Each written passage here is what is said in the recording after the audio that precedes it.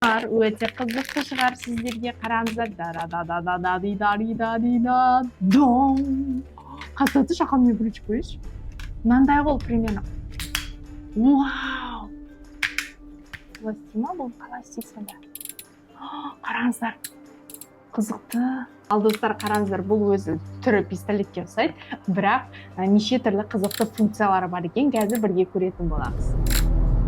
Неке ахан көрсетіп жатыр. Бұл антистресспен не істеуге болады?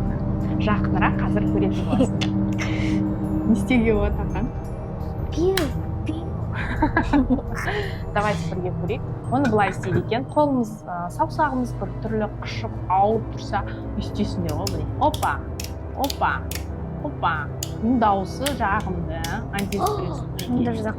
Жоқ, сынбайды ғой. Осындай мінеке, оп, дейді. Екеуісінде антистресс. Қызықты деп ойлаймын сіздерге. Достар, осындай заманауи антистресстер бар екен.